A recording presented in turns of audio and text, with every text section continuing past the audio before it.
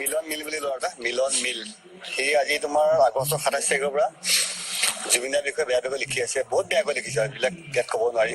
Plus সি অসম পুলিচকো গালি পাৰিছে, Assam police একো কৰিব নোৱাৰে, তাক ধৰিব নোৱাৰে, তাৰ দেউতাক বোলে পুলিচ, মোক কোনো একো কৰিব নোৱাৰে, তেনেকুৱা ধৰণৰ বিভিন্ন ধৰণৰ বস্তু লিখি আছে। জুবিনদাৰ লগত আমাৰ ৰিলেশ্যনটো কি কেনেকুৱা নাজানো, পিছৰ কথা, বাট মই জুবিনৰ এটা বিগ ফেন হয়, চ' মই সেইবিলাক দেখিব নোৱাৰে, তাই কিছু এটা কেছ ফাইল কৰিছোঁ। কৰা হ'ল দিছপুৰ থানাত এজাহাৰ দাখিল কৰিলে জুবিন ফেন ক্লাবে। মিলন মিল নামৰ যুৱকজনৰ বিৰুদ্ধে গোচৰ ৰুজু কৰা হৈছে। ফেচবুকত জুবিনক ভাবুকি দিছিল মিলন মিল নামৰ সেই যুৱকজনে। এই ঘটনাক কেন্দ্ৰ কৰি তীব্ৰ প্ৰতিক্ৰিয়াৰ সৃষ্টি হৈছে, কাৰণ এতিয়া শিৰোনামত আছে জুবিন গাৰ্গৰ মিছন চাইনা, আৰু মিছন চাইনাই সকলোৰে সমাদৰ লাভ কৰিবলৈ সক্ষম হৈছে, প্ৰশংসা বুটলিবলৈ সক্ষম হৈছে জুবিন গাৰ্গে নিজেও। আৰু সেই সময়ছোৱাতেই মিলন মিল নামৰ এজন যুৱকে এনেধৰণৰ কাণ্ড কাৰখানা সংঘটিত কৰিছে।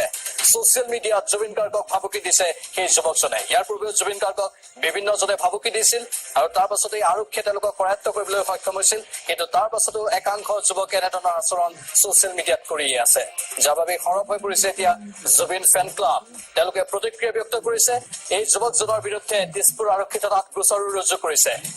জুবিনক ভাবুকি দিয়া যুৱকৰ বিৰুদ্ধে দিছপুৰ থানাত গোচৰ ৰুজু কৰাৰ পাছতে আৰক্ষীয়ে এই সন্দৰ্ভত তদন্ত আগবঢ়াইছে। প্ৰতিক্ৰিয়া ব্যক্ত কৰিছে জুবিন ফেন ক্লাবে। কোনো কাৰণতেই জুবিনৰ বিৰুদ্ধে এনেধৰণৰ মন্তব্য সহ্য কৰা নহব বুলি তেওঁলোকে উল্লেখ কৰিছে। আৰক্ষীয়ে তদন্ত কেনেধৰণে আগবঢ়াইছে? আচলতে গোটেই বিষয়টো গুৰুত্বপূৰ্ণ, যিহেতু মিছন চাইনা ইতিমধ্যে সফলতা শিখৰত বুলি কোৱা হৈছে, আৰু তাৰ সমান্তৰালভাৱে জুবিন গাৰ্গৰ এটা বিৰোধী চক্ৰই অহৰহ জুবিন গাৰ্গৰ বিৰুদ্ধে প্ৰচাৰ চলোৱাৰ যথেষ্ট দেখা পোৱা গৈছে। আৰু ফেচবুকতে হওক অন্যান্য যিবিলাক সামাজিক ছচিয়েল নেটৱৰ্কিং চাইট, তাত তেনেকুৱা ধৰণৰ বিদ্বেষপূৰ্ণ মন্তব্য ইতিমধ্যে দেখিবলৈ পোৱা গৈছে।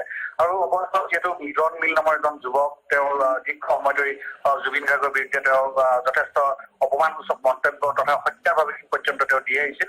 আৰু এই যুৱকজনৰ বিৰুদ্ধে ইতিমধ্যে দিছপুৰ আৰক্ষী থানাত যিহেতু এটা গোচৰ ৰুজু কৰা হৈছে, আৰু আৰক্ষীয়ে যথেষ্ট তেওঁলোকে গোটেই বিষয়টো তেওঁলোকে অনুসন্ধান কৰি চাইছে।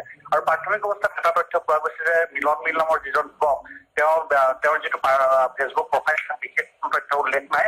এটা উল্লেখ হৈছে যে তেওঁ অভয়াপুৰীৰ মহাবিদ্যালয়ৰ এজন যুৱক, কিন্তু কিছু সময়ৰ আগতে জানিব পৰা মতে অভয়াপুৰী মহাবিদ্যালয়ৰ যিজন অধ্যক্ষ, তেওঁ এটা কথা স্পষ্ট কৰিছে যে মিলন মিল নামৰ এই যুৱকজন কিন্তু অভয়াপুৰী মহাবিদ্যালয়ৰ ছাত্ৰ নহয়। গতিকে আৰক্ষীয়ে তদন্ত কেনেধৰণে আগবঢ়াই নিয়ে আৰু এই ক্ষেত্ৰত কেনেকুৱা ধৰণৰ ব্যৱস্থা গ্ৰহণ কৰে, এই কথাটো গুৰুত্বপূৰ্ণ হ'ব।